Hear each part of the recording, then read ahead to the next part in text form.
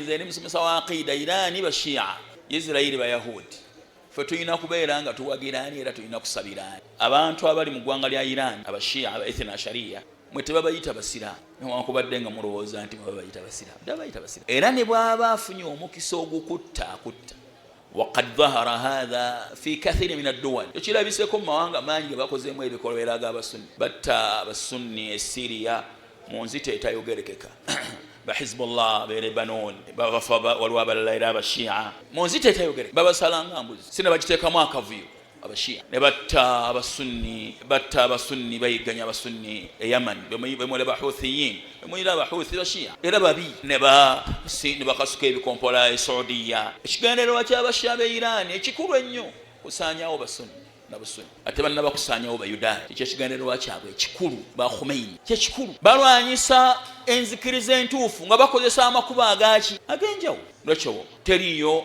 amanyi busiraamu mu mmanya ntuufu ayinza kuyimirira amabega waabwe olw'okuba balwana ne Israeli tali munsi mulimu baganda ffe abasiraamu naye kati abayimiridde mu Irani nti bebalwanagana n'omulabe bamanyiddwa tibaki bashia baithna sharia betukkiriza nti si basiraamu fetukkiriza nti si basiraamu wakubadde ng'ensi bayita baki baithna sharia bayita basiraamu fe betukkiriza ababamanyi bamanyi embeera yaabwe n'enkola ntegereke babamanyi bakafuza Abubakari bamuvumanga bakafuza Umar ali tebamukafuza kubaga omukuba imaamu baabwe 12 basi bakafuza Umar bakafuza Uthman bakafuza Abubakar bakafuza Aisha babakolimira nayo ibada namba mu baithna sharia okolimira basahaba teri musiramu Khomeini bwe yabadde alayira okufana obutanya bwe yalayidde Ali shirikuhum dhahir shiriki waabwe warwatu okusinza babaimaamu kusinza entaana warwatu abashia newankubadde ng'ekifaananyi ky'okungula eri abatamanyi balowooza nti basiraamu naye ffe tumanyi nti musiraamu bwabwe tebuliyo era tumanyi nti ffe balabe baabwe abakola ki abasinga akati tugamba nti Allah omulyaza Allahumma madha walidu esera okusoma dhalimina bidhalimina gamba etya Allahumma irmi dhalimin bidhalimin ay Allah abalyaza amaanyi bakoonaganye yedduwa yaffe era ffe tujjeemu mu bo nga soli salimin nga tuwonye wakhrujna min bainihim salimin koonaganya wakati w'abalyaza amaanyi abalyaza amaanyi kubaki wakadhalika nuwalli dhalimin bima kanu yaksibu bwetyo abalyaza amaanyi tubakwasaganya ne balyaza amaanyi bannaawe olwebyo bakola kati abashia abantu be Irani balyaza amaanyi era tetuli nabo mu mbeera yaabwe akati ate tulina Israeli nedda ne Israeli tetulinaye bani mulyaza amaanyi mulabe naye tatulaba nga abantu atulaba nga nsolo waliwo omusiraamu yali avuga special yafana okufa bamuyitanga Muhammad yaŋŋamba yasiŋŋaana omusajja omuyudaaya n'amubuuza nti gwani amuganyiza Muhammad motoka teyaddamu gini yali amuvuga n'awulira buwulizi linnya teyaddamu kulinnya motoka muyudaaya talina musiraamu gwatwala nti muntu tali ntegereka otunuulira ensita gye batta Palestine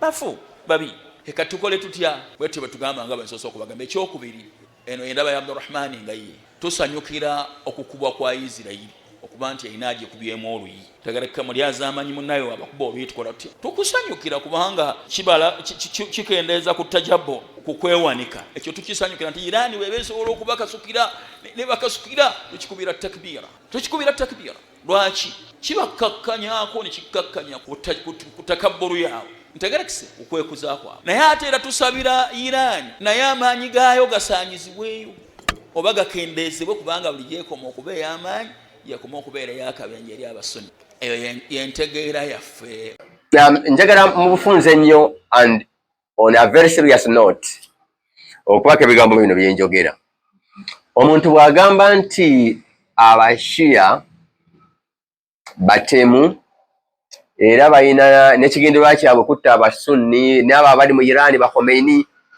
hadafi yaabwe ekigendererwa kyabwe their main objective and goal kutta abasunni ate awo ogenda kuva ku ddembe erikuweebwa okusinza nga bw'oyagala oyingire kwakati awo toli mu kusinza oli mu kuvoola oli namukuwemula mu by'empisa oli namukuwemula kubanga omushiya mu nsi yonna yattibwa mu nsi yonna omushiya yattibwa tattangako ekyo nkimanyi nnyo nze mbadde nabo kati emyaka 3 oba gwe balengera bulengezi nze ndi nabo emyaka 3 mu nsi yonna omushiya tattemulangako wabula ye yatemulwa emizikiti gy'owulira egikubiddwe Pakistani mu Afghanistan n'awalala olunaku lw'ejjuma omuzikiti gw'abashiya gukubiddwa emiziki gyabwe gye gikubwa bomu abantu abatakbiira n'ebirevu nga be bagikuba ebyonoona simbo zaffe obubonero waffe obulaga obulungi bw'obusiraamu nga takbiira waliwo ababukozesa obubi nga bwe bukulembera ate okufa n'okuttibwa kw'abantu. On a very serious note mba njagala okusaba omuntu nti va ku ddembe ery'okusinza tolibuuka we likoma n'oyingira mu kwagala okutemerera okuvvoola kubanga ekyo bino bye nkulabulako birina ebivunaanibwa mu mateeka g'eggwanga lya Uganda.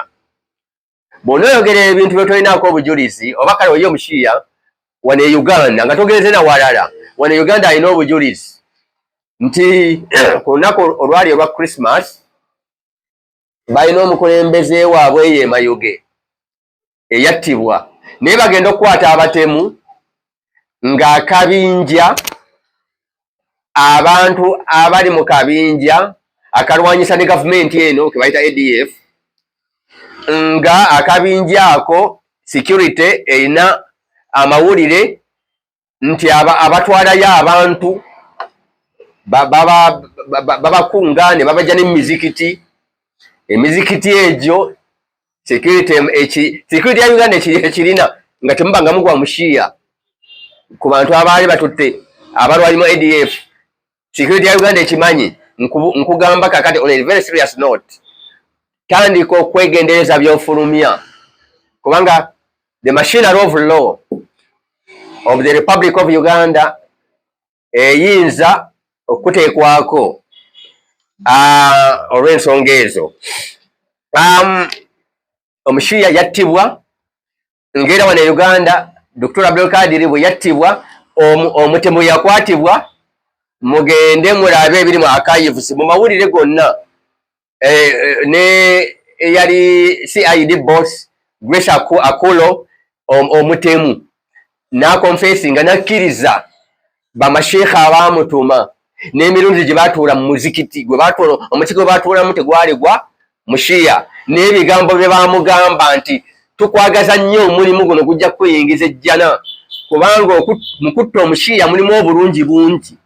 Ebyo sigenda kubyerabira bwe nali mbiraba nti ku TV wali saali we Mayuge nga bamwanukuza TV z'eggwanga eziwere 10 zakituwa mu kutta omushiya mulimu obulungi bungi. Osobola okubeera munnayuganda n'oyogera ku bashiya ekintu ebiri opposite kuggwe bye wakolera ddala na wano n'abantu b'oyogereramu nga babijjukira abantu b'oyogereramu babeera n'abagumiikiriza era bafuluma wabweru nga bakugeya abantu bagumiikiriza bugumiikiriza tebalina ne bagenda kusaalira walala naye abantu abamu batamiddwa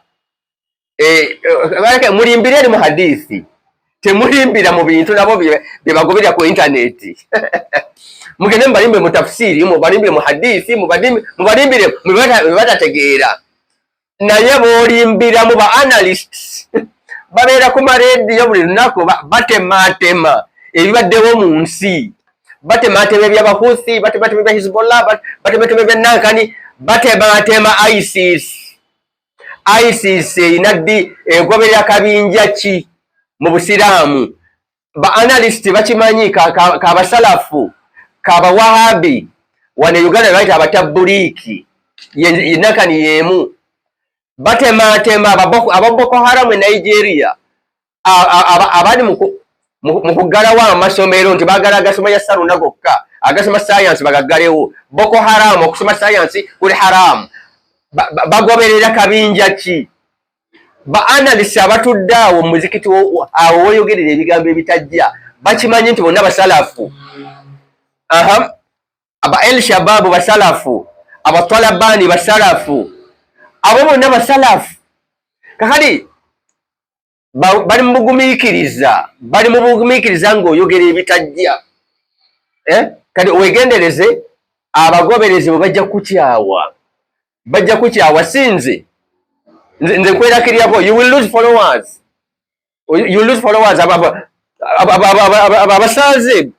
abasaze bajja kukyawa batambule bagende ku mizikiti emirala and so on and so forth. Ekyo njagadde okukikulabulako mu nsi yonna. Omushiya tatta, omushiya yattibwa, omushiya takaafuwaza, omushiya yakaafuwazibwa. Abakafiri temujja bwe muti, temujja muti, temubafumbiza, ebyo byonna n'ebitabo biwandiikiddwa. Waliwo akatabo ke bandeetera mbakayita abashiya be baani. Mungu n'agenda n'adeetera ekikemo, n'agenda okubikula page bwenti nentuuka ku page emu ng'erimu abashiya abakyamu abo, ennagisa ezo, ebyenyinyalwa, ngati bampadde katabo ka ddiini oba katabo ka kikano nenagenda okukebera ku bwenti nga waliwo sheekhe yakatunga ne bamasheekhe abakakakasa 10 negamba la hawla wala quwwata, ne bamasheekhe 10 nga bakakasa ebyenyinyalwa ebisesemye. Page emu nengisomako nagiceeke ng'eriko ebivumo 13 nenkabikako nemugamba nti sobola kusoma kano. I cannot. Nsobola kusoma kano nzadamu on my level and standards.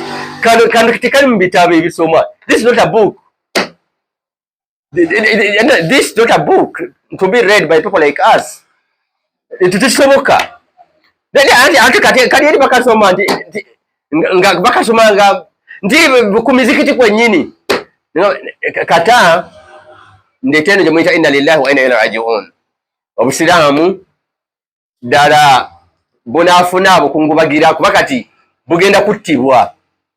Ako katundwa ku mizikiti oba kalina kutundwa we banywera njaga. By the way, wenywerwa njaga ebivume ebyekika ekyo kandi okutundwa ku muzikiti ne kakakasibwa amaseeka 10. You cannot, please, you cannot. Kiraga nti waliwo ekikyamu mu kutendekwa kwaffe, ekikyamu ekinene nnyo mu kutendekwa kwaffe. Era eyo gye tugenda okuswaza obusiraamu paka bano abaana abawala abatandise okubuvaamu bali eri wakakande. Tuli mu kubeegayirira paka abaana abawala abafumbirwa kwa masheekhe mu myezi 6 ne bagoobwa talaka. Bali batwogerera biyitirivu nti teriyo nnyumba erimu nnaku na nyiike kwenkana muwala ali mu nyumba ya sheekhe. Abawala batwe banyumya. Kitegeeza twatendekwa bubi, tulaga ekifaananyi kibi. Ng'ondetera akatabo kaliko amasheekhe 10 kesisobola kusoma. Kuba ndenga sisobola kusoma katabo ka muyaga nagenda okulaba nga kakafaanana nga kali mu class y'ekika ekyo. I didn't read it. Nga keesudde mu class y'ekiyaga. Yeah. I'm very sorry. N'olwekyo abatemu bali walala. Hezbollah yatemula n'ebisigadde aba Hezbollah sibamanyi. Naye baagenda Syria, bayingira Syria ne bakuba abantu be babita ba ISIS abaali batta abasunni, abaali bakubazika bbuli mbusibajero kabbuli erabika nga ya shiriki ewanvuyemu, ne bakuba ne kabbuli ya Nabbi Yunusu mu kibuga Ninowe mu Iraq, ne bagikuba mbusibanya Nabbi yagamba kabbuli ezo ziringa ez'ebitiibwa ani zikubwe zisanye, ne bagiteeka mu dynamite ne bagikuba nebuuka. Come on. Ne bagenda ne batta abagobezi ba Kristo ne bazimbula amakanisa. Kakati gwe ddala tonnalaba nti omuntu ne bw'aba nga eddiini si ye muleese olina okulwanyisibwa. Nobweba nga ddiini si yako era otugamba nti abo batulwanyisa ne batulwanyisa Syria ne bagira bwe bati gwani gwe balwanyisa Syria. Wali ISIS ng'otta abasunni, otta abagundi abaguza Kristo, watta abayazidis. Abantu bagende mu internet bayazidis n'obamalawo n'abawala baabwe n'obarepinga n'obatunda ne mbuddu, obayita bannagisi ate obarepinga. Ennagisi bagire yapinga. Oli wa kikaaki ensi ekutegeera etya? N'owa ISIS alina waayogerera mbu lwaki baatutta, lwaki baatulwanyisa? Gwe wa ISIS kiki wakola ensi kyetemanyi? Kati Boko Haram abaana abawala babawamba buwambi ne babatwala mu simanya akutesuula 2 uno yabaleta zimanyi ani ajja akola nika baba ntwagala babafumbirwe mmwe ani tagenda balwanyisa. Come on. Ojja kekema nti waliwo obakulwanyisiza naye wali okola ki? Wali ozimbula amakereziya, wali otta abasunni, wali otta abayazidis, wali otta buli omu, wali ozizaawo n'obutale obusubula abaddu. Obusubula abaddu mu busiraamu gye kiri. Kiri tajja kulwanyisa, ensi jja kutamwa. Toyina w'ogenda kubeera. Naye amateeka g'amawanga gagenda kutandika okukolako. Wonna w'oyogerera ebitajja n'otandika okuvoola from now onwards, kimanye nti amateeka gagenda kukolako. Sigamba gwe ng'omuntu sikumanyi na kumanya kubanga ebifo bingi nnyo byensuubiramu effujjo. Nze wesikyama wobanga olina wali tewatondabangako wano, manya nina ensonga lwaki sijjaawo. Nze kuba siri muntu wafujje, siri muntu webalumbira abantu batalina musango. Gw'olumbye atalina musango akwate ku ttama nti nga bannanze bwereere. Nze nange laana ekikoliimo kyakomezaawo kinsanga awo. Ebyo ebintu mbimanyi era y'ensonga lwaki mmwe temuggwa mu bizibu. Ebikoliimo b'abantu bemuyisa obubi, bagozi ba Kristu, abakulembeze baffe ab'ennono, obwakabaka bwa Bunyoro, obw'e Busoga, obwa Buganda, bonna temulina bwe mutalumbye, ate bo bakitiibwa okuba nga tebabaddamu. Naye oluusi bagamba tunaakola tutya? Ekyo kiba kikoliimo. Y'ensonga lwaki muli mu bikoliimo. Mukendeezeeko ku ffujjo, mujja kulabanga ne Katonda okusaasira kwe kukola ki? Kubakkamu. Naye abantu babeereyo ne bakukkuluma ne bijja. Nze saagala binsangewo kubanga belief systems nzimanyi nazisoma nnyo. Awo agiwadde omuliro, lwaki Seeko n'avuma? Kubanga waliwo abamuwaga. Kati ababawaga mmwe mugenda okusinga okwokebwa mu muliro, kubanga bwe mutabaawo agenda kuvumira mu nsiko. Tagenda kuvumira mu nsiko, mugenda kwewuunya ku lunaku lw'okusasula nga mmwe musinze okubonerezebwa, mmwe abatuula awo ne muteeka mu mbeera yagiwadde omuliro. Ebyo byonna mbimanyi. Ensonga lwaki olina awantu wonna nga tewali tondabangawo. Nina ensonga lwaki sirinnyawo. Ebigambo by'ekika ekyo ebitonotono, tubeere n'obugunjufu, tuleme kwongera mitawaana na kwawula mu busiraamu. Omuntu nga yeewaddeyo, nga ye obuweereza bwe tebukyagoberera na ngeri gy'asaalamu, byakkiriza ne byakola ki, kati ono muyamba mu buntu, ate muyamba lwakuba akyalina ashihadu wabanga akyagirina ono musiraamu. N'olwekyo waakiri nfa nga ye tannafa, waakiri babuuka omulambo gwange balyoke bamutuukeko.